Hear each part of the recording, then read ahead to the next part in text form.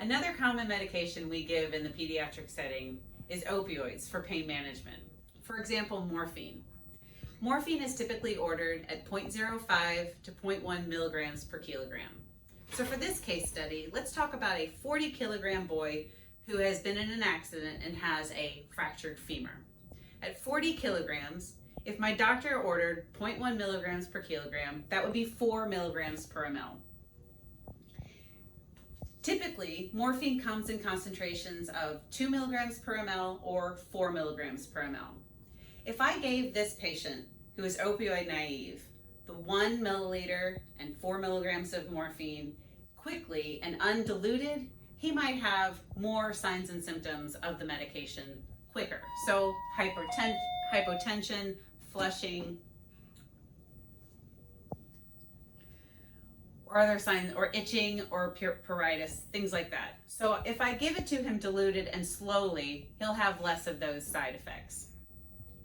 So in order to dilute this dose of morphine, I'm going to take a smaller syringe and extract 4 milligrams, which is 1 milliliter, out of the bottle.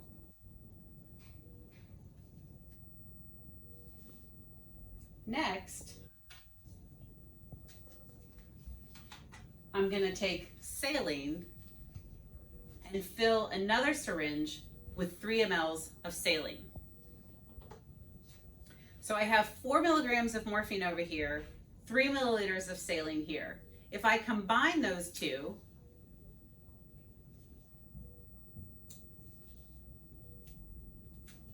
I now have 4 milligrams of morphine in 4 mLs of saline. So it's now 1 milligram per ml. I can give this dose using my syringe pump over a slower period of time and hopefully have fewer side effects of the medication, but improved pain management for my patient. So let's talk about another common situation that we have in the ED environment. That's a child who comes in and maybe diabetic ketoacidosis. These patients are severely dehydrated. They frequently need normal saline boluses, as well as maintenance fluids, and in addition to that, an insulin drip. So let's go over each of these steps. We'll be using our plum pump for this bolus and our IV fluid rate. We'll be using the syringe pump for our insulin rate. Typically speaking, when choosing between these two pumps, if the rate is going to be higher than 3 mLs per hour, we want to use the plum pump. And for all of the rates less than 3 mLs per hour, we'll be using the syringe pump. So let's take our patient, 20 kilograms, who came in today in DKA. We would like to start with this patient by giving her a normal saline bolus. So using the plum pump, I want to give her 20 milliliters per kilo. So 20 times 20, 400 mLs. And we can place this first bolus over 30 minutes or an hour. We're going to place this bolus over 1 hour. So I've primed my tubing. It's called plum pump tubing. Looks like such. I want to make sure that I've got fluid going through the entire thing. The cartridge sits in there with a little white thing facing back, and then you close it. The next thing is it asks us to select our critical care area. This is important because, again, this is a smart pump that has medication libraries built in and based on the environment that you're in. So here we don't see any pediatric section. So I can actually say page down and come up with a pediatric PICU, or these are neonatal pediatric settings based on the weight. So we'll continue to scroll down because we have a patient who is 20 kilograms. So I'm going to scroll down one more page and then now use these arrows to take me down to that neo-pediatric 20 to 40 kilogram section. All right, I'm going to choose the A side, and I want to deliver normal saline. So I'm going to, again, use my page down to get to normal saline.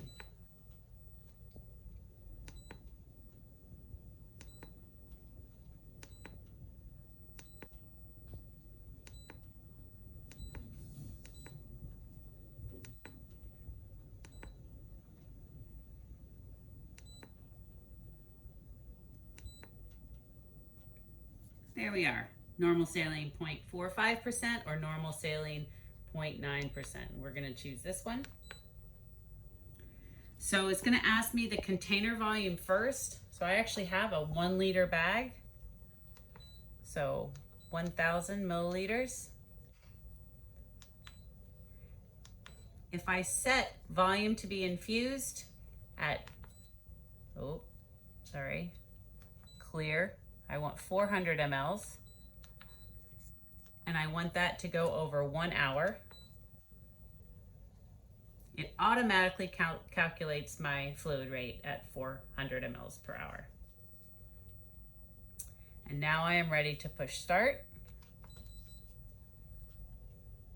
Rate is greater than 125. So this is a soft alert. This says, are you sure? Do you want to override this? Because normally with a kid who's is only 20 kilograms, I wouldn't want to go above 125. But yes, this makes sense. I've checked that it's the right dose and the right indication. So I say yes, and now I'm ready to go ahead and start. Yes to start delivery.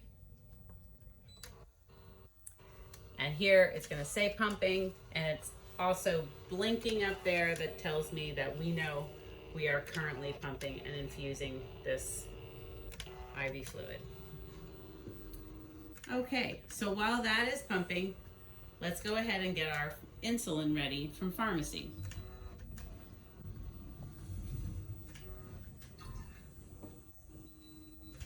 I said stop. I'm going to turn this off so it doesn't talk to us. Oftentimes, insulin comes from the pharmacy in a bag. And so you ask, how do I get the bag to deliver on a syringe pump? Because normally when I have a bag, I'm delivering on a plum pump. You can deliver this medication on a plum pump, but the plum pump, if you just heard it, it kind of gives it a push and a pause and a push and a pause.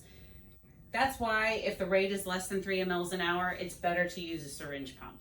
If you are going to use a plum pump for insulin with your DKA patients, I would ask that you just get a second plum pump so you're not trying to toggle between the A and B rates, because there's a lot of room for error there and you might actually deliver your bolus or your insulin at the wrong rate.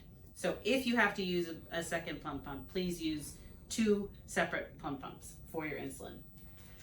But there are tubings that we have available that help you bring the medication from the bag to the syringe pump. It's called a safety care infusion set. Maybe it'd be easier to see over here.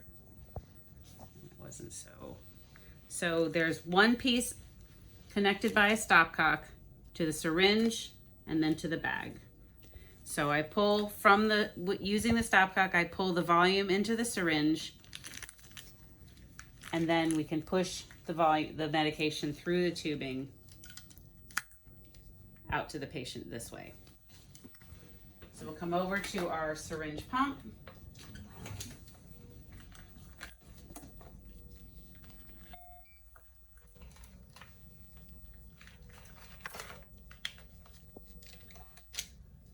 Again, we're going to sit the syringe in the cradle and press down until the flange gets into the little locking mechanism.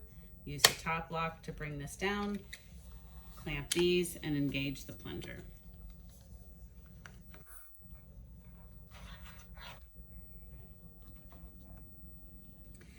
So which care area are we going to go ahead and use? Because not often are we using insulin drips in the pediatric area, we're not going to find that under this category. So we're going to use ED continuous, number 2. It says, do you want drips? If you cannot find your drip, you can use a generic dose per hour, dose per kilo per hour, etc. But we are going to find the insulin drip, and it's going to be in the A through J menu. I'm going to scroll down until I find insulin.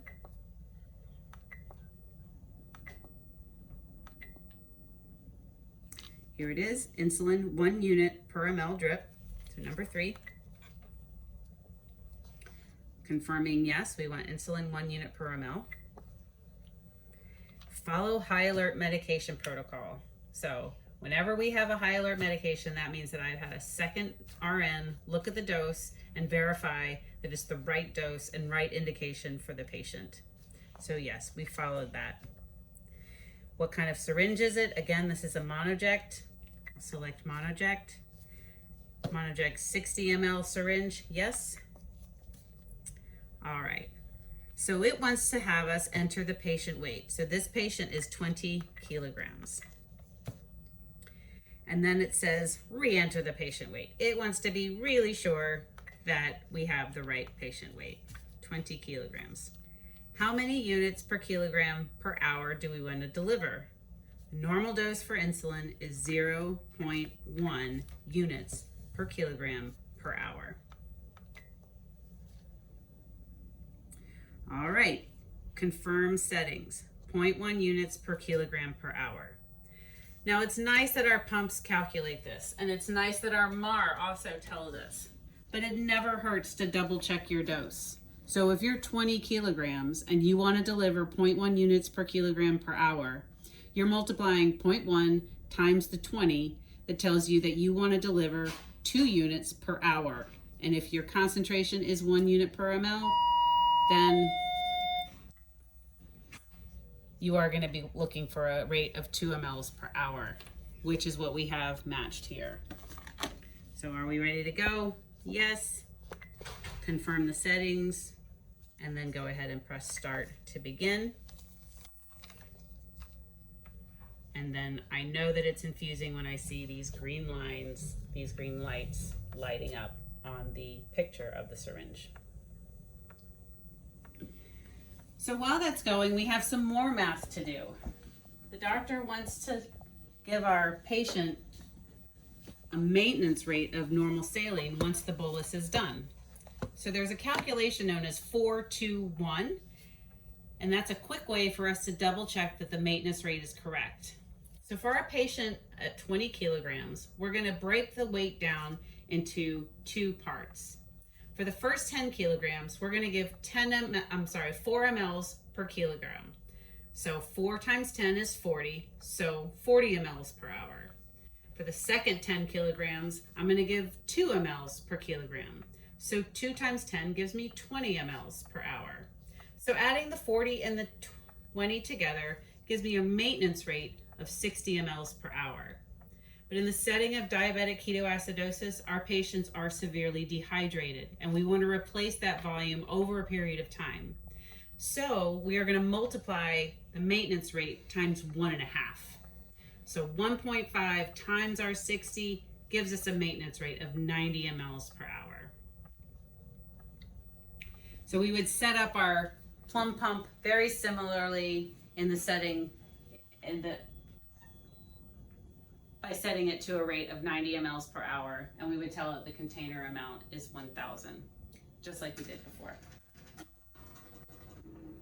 That is all I have today. Thank you for listening, and have a great day.